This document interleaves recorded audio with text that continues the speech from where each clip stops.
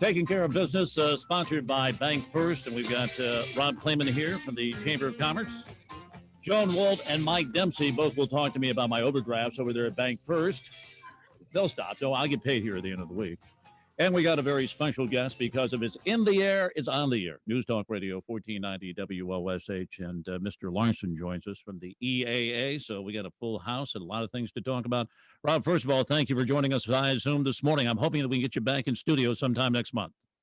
That'd be great. Thanks for having us, Bob. We're glad to be here, and we look forward to getting back in studio, seeing you in person. All right. We've got Mr. Larson aboard. Rick, of course, is with EAA, and we've got the greatest air show known to man coming up here in less than, I just looked at the date. The countdown clock's within 30 days now, isn't it? It sure is, and it's going faster. It does. As we get closer to the actual start date, I'm sure it gets even quicker than it has been in the past. Yes, the days seem to go very, very quickly as we get ready for the air venture. I wanted to ask you this. I'm hearing a lot of buzz around town. We'll start with just the projected attendance and the realization there wasn't one last year, and now this year we're going to be back again. Everybody I talk to is involved in the either an exhibitor, or I've got people who stay at my house who are exhibitors. In addition to that, I got friends who have businesses out there on the ground. They're all gearing up for what could be a historic year here after a year off. What do you hear? Yeah, I think, Bob, it's one of those where, you put a year gap in there, as things start to come back to normal, people are certainly gravitating towards the things that they really missed. And clearly for this community, AirVenture is one of those things. So everything we're seeing right now in our numbers, would indicate a very, very strong event. Numbers are running above 2019 levels, which was a record year for EAA. And so I think, again, even anecdotally, everything we hear is very, very positive. Tell us a little about the AirVenture. For those who don't know, and anybody who's been in Oshkosh any length of time knows all about AirVenture, but I'd like to start back in the beginning because we've done this for a number of years. Didn't have it last year, but it gone on for a ton of years, and all started as basically a get-together of people who had a like mind. They wanted to do something in the skies. They wanted to do it by themselves. They were into building their own aircraft and kind of branched off from there. Yeah, it sure did. You go all the way back to, the early days. I mean, this was a convention. It was a convention of members, started out as simply a fly-in, and one of those things that organically has grown into, arguably the largest aviation expo that occurs every year. Certainly from an air show standpoint, running 9 air shows in a 7-day period, world-class air shows. But it still remains a member gathering and a convention. When you look at, 10,000 airplanes in and out of here, during the course of the week, 40 to 50,000 people camping here at any point in time. So it is unique. It's one of those things that you probably could never white sheet and create from start again. And it works. It's an amazing event, and it's fun to be part of.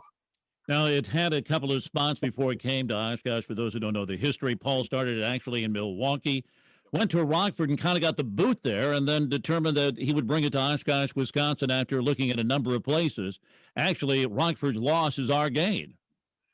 Absolutely. I think, you look back on it and, the event was growing at a rate where Rockford felt like, they really couldn't handle it going forward. We needed a space where we knew we could grow. And the city fathers at the time in Oshkosh opened their doors. And, again, one of those things, if you started it all over again and white sheeted it, it would be pretty hard, I think, to go start from scratch and go create what's been created. But it certainly wouldn't have happened this way had it not been for Oshkosh. I'll tell you, they're still kicking themselves down to Rockford, Illinois. Yeah. If you're going to bring 700,000 people to town over a week period and bring all that money to town and all that business to town, you look back at it and say that was probably one of the worst decisions we ever made. No doubt about it. Yeah. Rick Larson along with us. How many years you been with EAA, by the way? How long have you been there, and your current role, how long have you had that? I've been at EAA now going on 17 years. pretty fast 17 years, I'll tell you. Currently, I'm Vice President of Communities and Member Programs. I came on board 17 years ago as Vice President of Marketing, and then it's about 8 years ago, 9 years ago, took over the kind of the outward-facing side of the organization. So everything from the museum to all of our member programming, chapters, youth programming, and then I coordinate features and attractions for AirVenture as well.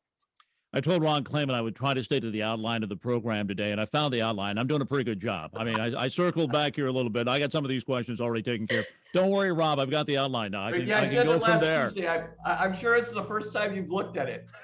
The printer doesn't work here in the studio, so I had to pull it up in a separate window. And I like seeing your smiling faces, but I had to go away from that for a while. Rick, tell me how it's changed over the years. We talked a little about this. It's still true to its roots that it's a convention of members, but it has dramatically changed, not only during your time there, but during the course of the last 40, 50, 60 years.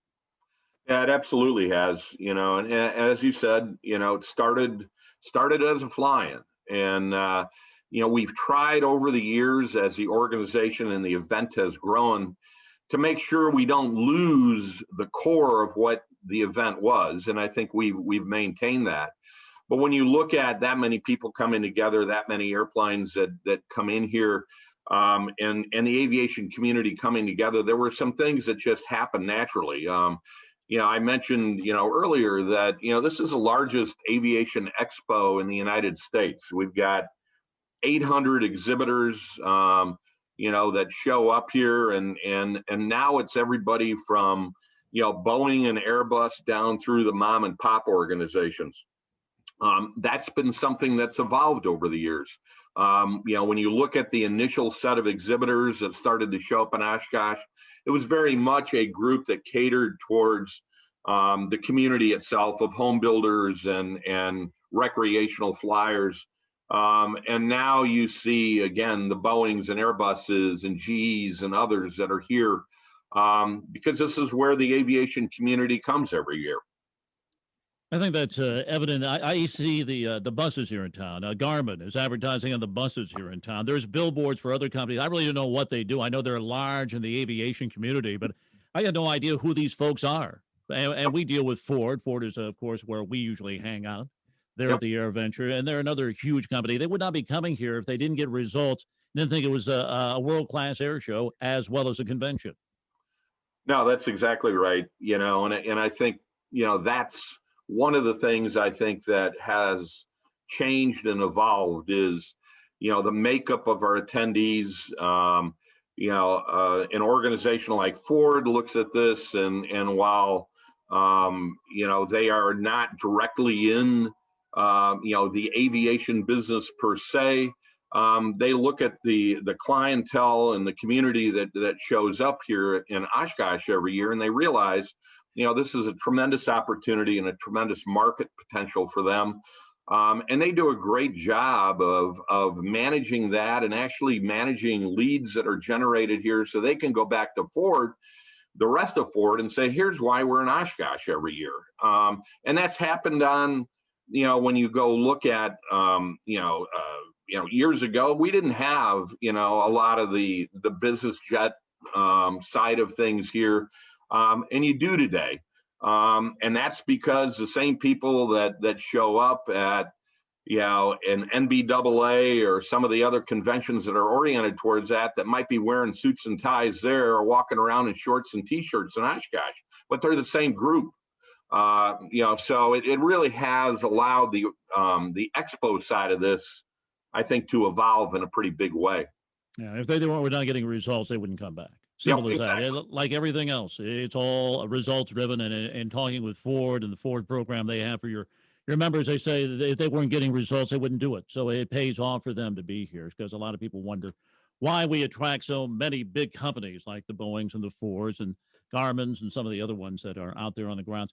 The attendance number, roughly, it's always up for debate because, hey, if they come one day or 2 days, they're still counted as two different people. If you come Monday, then come again Tuesday, and Wednesday you fly out, you're still two people. But it's a tremendous amount of people. And I know we've had economic studies done by the university and others.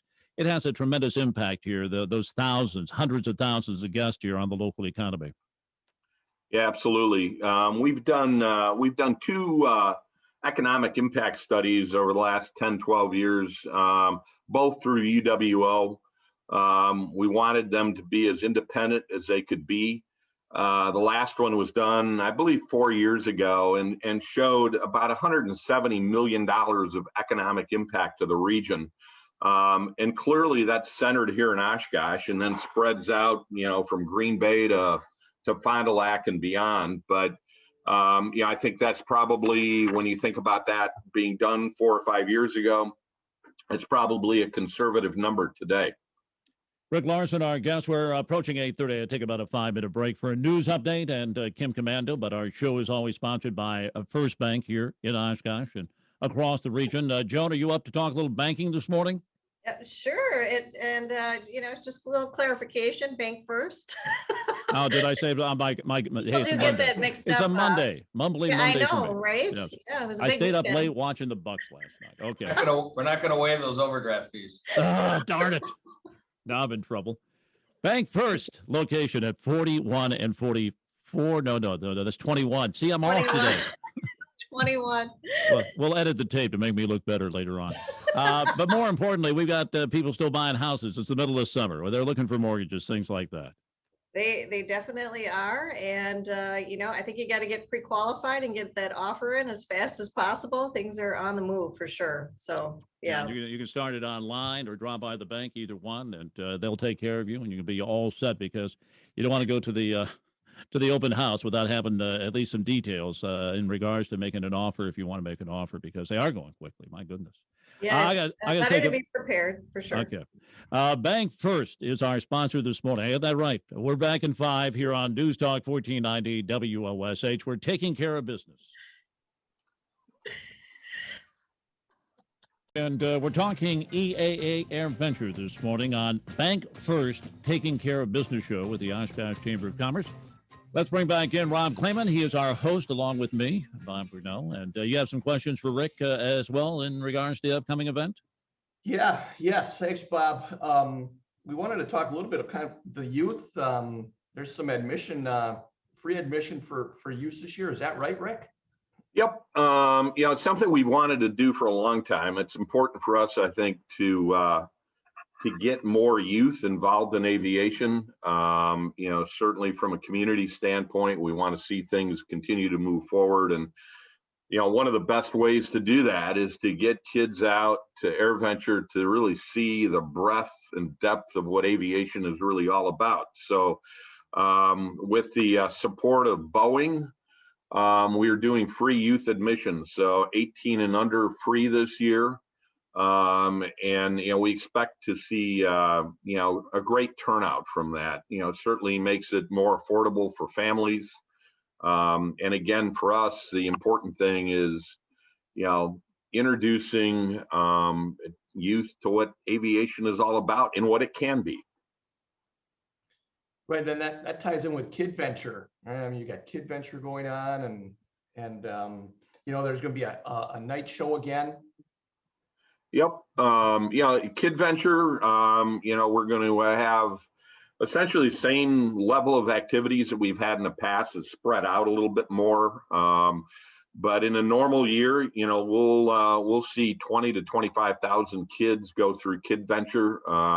It's an opportunity over a 2 or 3 hour period for kids to do a lot of hands-on activities. Again, the intent there is how do we get kids to experience what aviation is all about and get them to start thinking about what it could be for them. So, we expect same level of turnout as we've had in the past. You mentioned the night show. We started doing the night air shows, I don't know, probably 8 or 9 years ago now, 10 years ago. And they've just, consistently have been a big hit. We do it on Wednesday night and on Saturday night. And each of the shows end with, pretty magnificent fireworks display. And, it's just become a great way to go spend an evening at AirVenture. And, one of those things that, when we started it, we had no idea that it would turn out to be what it has become. Rick, you had a news conference here a few weeks ago where you announced an expansion, and you're going to, we were talking about kids and aviation, and STEM is so important. You've increased the size of the museum, or you are in the process thereof. Tell us a little about the expansion and how that will help as far as getting kids interested in science, technology, and the rest of the STEM subjects. Yeah, absolutely. Important project for us. We were able to work with a number of donors during the COVID year to get support for the museum expansion. We're putting 30,000 square feet onto the museum off of the Eagle hangar. It'll be split evenly between 15,000 square feet for a pilot proficiency programming area and 15,000 square feet on the upper level for youth programming. The intent there, Bob, on the youth side is really to create an opportunity for kids to go experience things that simply can't be offered at the school level.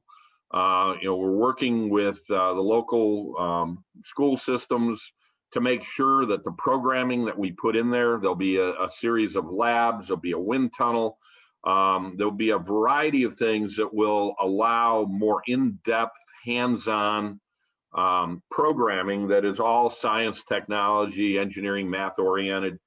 And, we're really looking forward to it. Our education team is full bore at this point, developing that programming. And again, what we're looking to do is how do we augment what goes on in the classroom that simply wouldn't be feasible for a school system to undertake, but we can.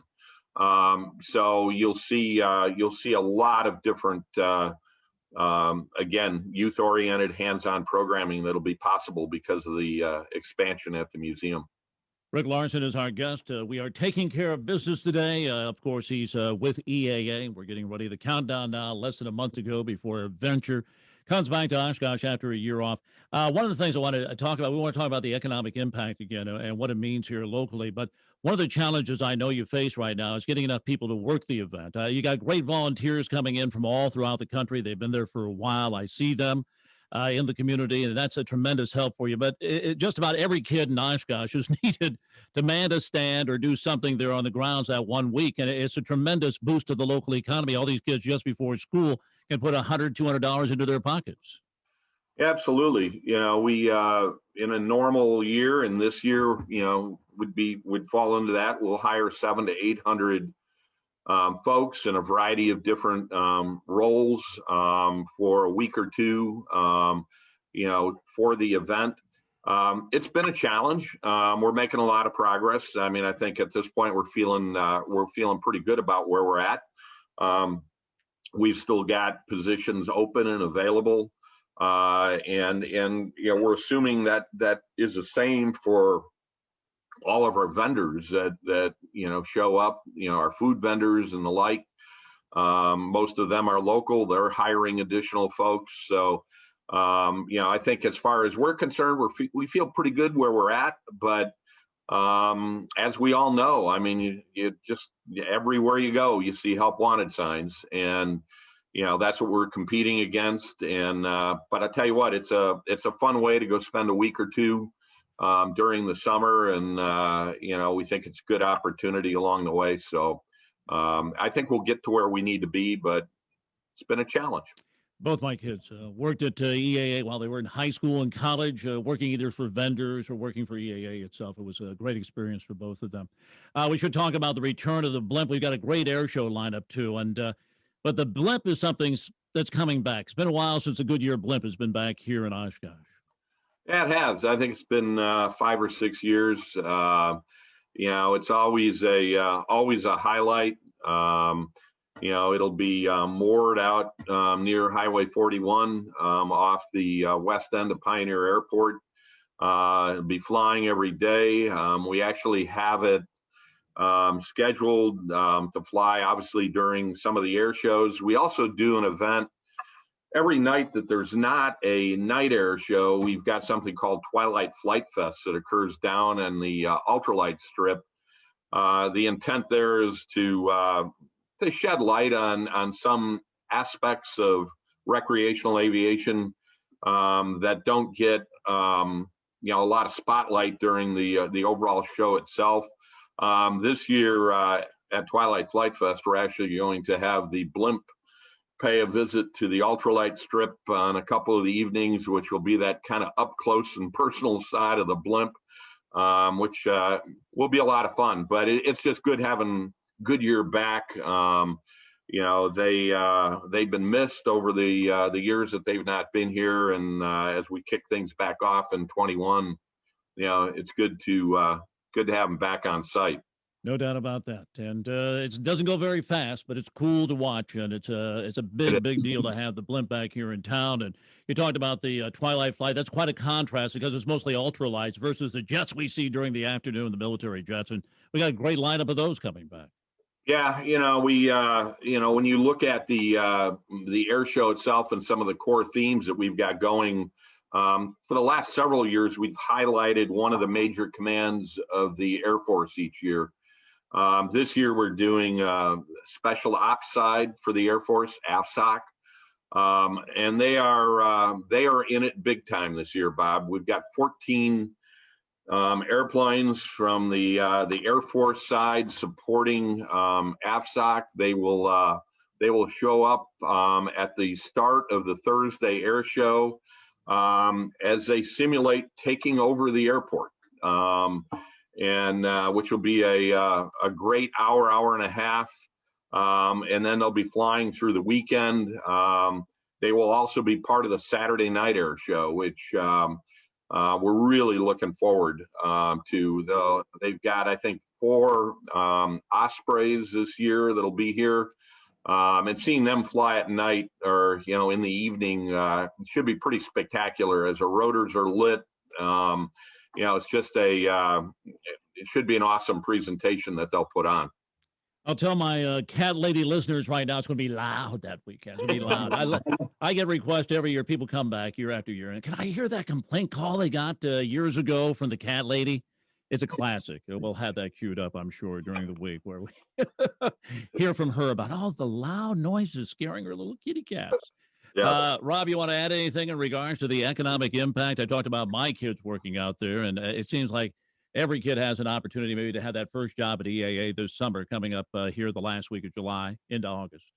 Well, that's right. That's true with bringing on 700 to 800 temporary employees. That does have an economic impact. And Rick mentioned earlier, 170 million in a 5-county radius in the Fox Valley, which probably, we're just estimates 50% of that's right here in the Oshkosh area. So, I mean, it is a significant impact when you're looking at bars, restaurants, lodging, camping, entertainment. I mean, there's, and it's community wide. So yeah, I mean, it's a great thing for the community in the Fox River Valley. And, and you look at people, they're already starting to prepare for the influx. You're talking with our local merchants and retailers and hotels. I mean, that activity level is already picking up, and you can just sense it in the community. So yeah, it's exciting to have EAA here. Rick, one thing, there's still going to be the tri-motor and helicopter flights. Is that right? We're doing that yet? Yeah, absolutely. We'll be operating one of the tri-motors here at the event. Number of helicopters that operate, those are all available for rides. This year, for the first time, we're also operating the B-25 that was recently restored. That'll be operating out of Appleton. You can buy your tickets here on site. We'll bus you up to Appleton for a flight on the B-25. So, those are always big parts of the event. Hey, Rick, I just wanted to ask, AirVenture is a huge part of EAA, but what else goes on during the year with EAA? Well, I think, for folks in Oshkosh, there's a perception, I think, that AirVenture is EAA. Clearly, from an identity standpoint, I think that's true.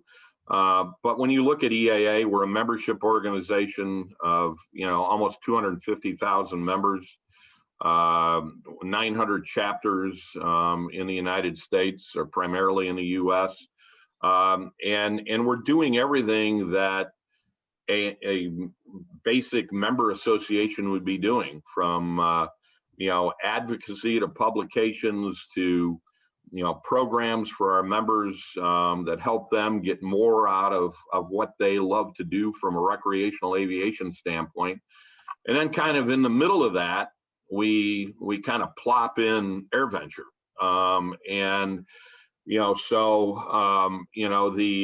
The tenor of the organization evolves each year. Last year was obviously a bizarre year without having AirVenture, but for 9 months out of the year, we're focused on delivering value to our members. For 3 or 4 months, the entire focus of the organization, has to change, over to AirVenture. And for a lot of us, AirVenture is a year-round part of what we do. But you've got, sitting in Oshkosh, a world-class membership organization that really represents the recreational side of aviation, with a mission of growing participation and getting youth and adults involved in aviation. And you have a museum expansion going on right now. Is that right, Rick? Yep, that's what we talked about earlier with the youth programming. We will have also on the lower level this pilot proficiency area, and that's really an outgrowth of something we do every year at AirVenture. We do a week of running a pilot proficiency center that has a number of flight simulators available, with flight instructors doing various scenario-based training. Out of that really came the idea. We're doing that once a year, and we run 3,000 or 4,000 people through that each year at AirVenture. It's an opportunity for us to do that year round. And that's really where the expansion of the museum and what we call Project 21, where it really started. And then we obviously brought the youth aspect of that in, and but it started with the pilot proficiency programming that we do at AirVenture. We're going to wrap things up here in just a few moments. Rick Larson along with us from EAA, and we have to talk about COVID-19. Of course, it's still out there. Yeah, some protocols in place. I know one of the things, the Monday night concert we usually had will not take place this year. The reason for that, at the time, we would have had to make arrangements. They just didn't know one way or the other if we would have the show this year or not. So we'll have that back coming, I believe, in 2022. But Yep. COVID protocols, what are you asking people to do when they come out to the grounds? Well, I think, if you're fully vaccinated, certainly, I think things will be relatively normal for you. We are certainly recommending, if you're not vaccinated, bring a mask. If social distancing is something that's not possible or you're concerned about, clearly, you wear a mask. One of the things that is beneficial with AirVenture is the event happens on 1,500 acres. And so, there is an ability for folks to spread out. We'll be doing some different things with the air show this year. At times during the air show, you're going to see an act performing on the south end of the aerobatic box and another act performing on the north end of the aerobatic box at the same time. The idea is to try to create a reason for people to spread out along the flight line. You'll see, I think it's 800 or more hand sanitizer stations that will be spread out over the site. And we have, like you said, with the Monday night concert, a number of our big banquets and things like that, we've either eliminated or reduced in size. We're looking forward to 2022 when we can reinstate a lot of that. But I think we'll still have a tremendous event this year. But we're also trying to do what we should be doing as a responsible citizen. Thank you, Rick. I know we had to talk about Bank First, and Mike's in the background there. We could also pull up maybe a section here, just a couple of seconds on Waterfest. But again, commercial lending is something that you do there, Joan, at the bank, and we want to make sure that businesses know you're there for help, right? Yeah, definitely. Business banking is one of our specialties. We've got a lot of people here, Glenn, Nathan, myself, and we're here to help throughout all of our locations. And Mike, we filled out the Waterfest lineup with one of my favorites. My uncle's coming to town, Uncle Cracker. He'll give a great show on July 15th, and then the Gin Blossoms coming up on the 22nd. We got to keep the rain out of here. The bottom line is we got to get that rain out of here because we got great crowds coming back to the Leech, but we can't storm on them halfway through the show. It's not good business. Well, we had the Waterfest Warriors out in full force.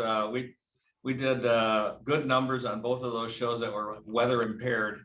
And hats off to all the volunteers and the people that helped make it work, the Parks Department, certainly our musicians and production companies and everybody that came out and supported the live music coming back to Oshkosh. I'll call my uncle. We'll hang with the Cracker coming up on the 15th Okay. of July, okay?